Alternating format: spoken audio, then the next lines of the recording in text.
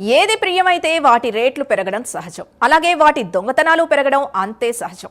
గతంలో ఉల్లిపాయల రేట్లు ఆకాశాన్ని అంటితే గోదాముల నుంచి ఉల్లిపాయల్ని ఎత్తుకెళ్లే దొంగలు పుట్టుకొచ్చారు. అలాగే టమాటా ధర పెరిగితే కోల్డ్ స్టోరేజ్ల నుంచి టమాటాలు మాయమయ్యాయి. అలాగే ఇప్పుడు సిలిండర్ల దొంగలు పుట్టుకొస్తున్నారు.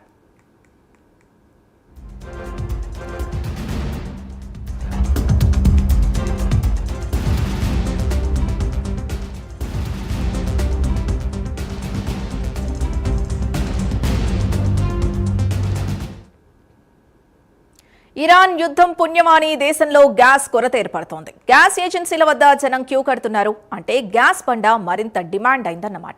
ఇది గమనించాడు ఒక దొంగ.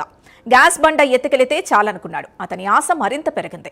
ఇంకే ఉంది, ఏకంగా గ్యాస్ ట్రక్ నే లేపేశాడు. ఒకటా రెండా 524 సిలిండర్లతో వెళుతున్న ట్రక్ ని దారి మళ్లించాడు.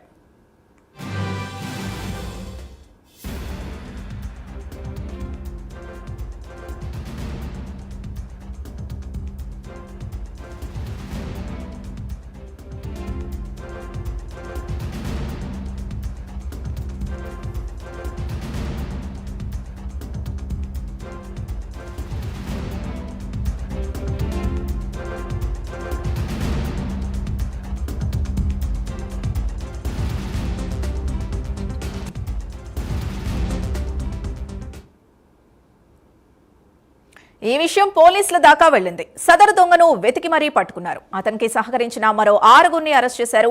వారి వద్ద నుంచి గ్యాస్ సిలిండర్లు, 11 లక్షల రూపాయల నగదును స్వాధీనం చేసుకున్నారు.